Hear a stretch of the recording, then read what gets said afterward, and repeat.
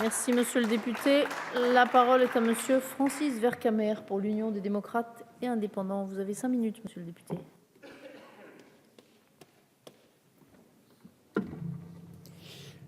Merci Madame la Présidente, Madame la Ministre, chers collègues.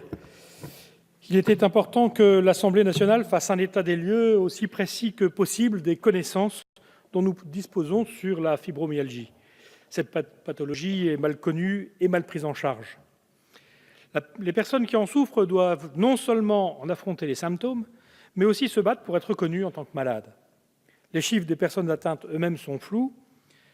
On évoque 600 000, 680 000, voire 2 millions de personnes concernées. Il était important d'établir un état des lieux. C'est la raison pour laquelle le groupe UDI a approuvé la création de la commission d'enquête sur la fibromyalgie. Mon collègue François Rochebloine, lui aussi particulièrement sensibilisé à ce sujet, s'associe d'ailleurs à moi ce soir pour souligner la qualité du travail qui a pu être mené pendant plusieurs mois au sein de cette commission. Et ainsi, le groupe UDI soutient la première proposition du rapport issu de la commission d'enquête visant à substituer le mot « maladie » au mot « syndrome » pour enfin se mettre en harmonie avec l'Organisation mondiale de la santé qui considère la fibromyalgie comme une maladie indépendante depuis déjà 2006. Je l'ai souligné en introduction de mon propos, la maladie reste encore largement méconnue. Il apparaît donc indispensable, au regard de la prévalence de cette pathologie et des connaissances insuffisantes à son sujet, que tous les efforts soient déployés en matière de recherche et de prise en charge. Par ailleurs, la prise en charge de la fibromyalgie devrait pouvoir s'inscrire dans le cadre d'un parcours de soins. En effet, trop de médecins ne sont toujours pas persuadés de l'existence de ce syndrome, pourtant réel, et restent fibrosceptiques. La fibromyalgie est une maladie qui ne se voit pas. Et beaucoup de malades se sont entendus dire, malheureusement, que le mal était peut-être dans leur tête. La nouvelle organisation des soins, consécutive à la loi de modernisation de notre système de santé, devrait comporter un volet consacré à la fibromyalgie. Cette réorganisation implique également une nécessaire prise de conscience des médecins, particulièrement les médecins généralistes, ainsi qu'un investissement des associations agréées représentant les patients fibromyalgiques dans les structures de concertation de santé, dans leur déclinaison territoriale et locale. Sur ce point, j'aimerais d'ailleurs souligner et saluer le rôle central des associations de malades au niveau national, régional ou départemental.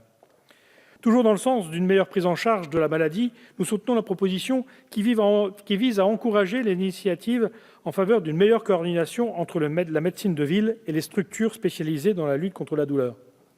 D'une façon plus générale, ces coordinations doivent permettre d'éviter les problèmes d'errance médicale des patients.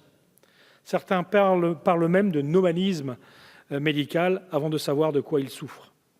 Par ailleurs, les auditions et divers échanges avec des personnes malades ou des associations ont mis en lumière les inégalités de prise en charge par l'assurance maladie ou la Caisse nationale de solidarité. Actuellement, la prise en charge de cette pathologie se fait au cas par cas et de manière très inégale entre les départements. Il s'agit pourtant d'une maladie chronique, invalidante et pénalisante dans la vie quotidienne des personnes malades.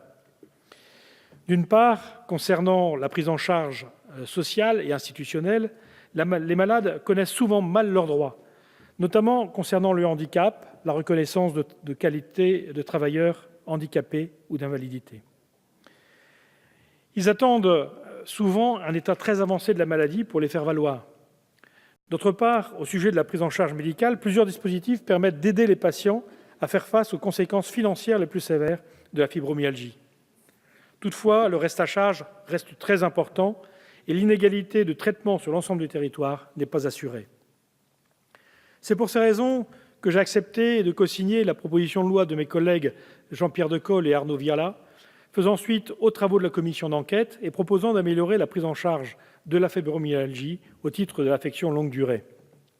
Nous espérons que le gouvernement soutiendra cette proposition de loi qui permettra, je l'espère, une intervention de la Haute Autorité de santé afin de garantir une prise en charge homogène sur tout le territoire national des cas sévères et coûteux en soins. La commission d'enquête sur la fibromyalgie a permis de définir le dispositif qui permettrait un meilleur accompagnement des personnes atteintes de cette maladie. Ces propositions peuvent constituer, à mon sens, la base d'un véritable plan fibromyalgie qui permettrait à notre pays de progresser de façon significative sur la connaissance de la maladie et l'accompagnement des personnes qui en sont atteintes. Le groupe UDI souhaite donc que ces préconisations et ces propositions puissent être mises en œuvre afin d'améliorer la qualité de vie au quotidien des personnes concernées. Je vous remercie. Merci.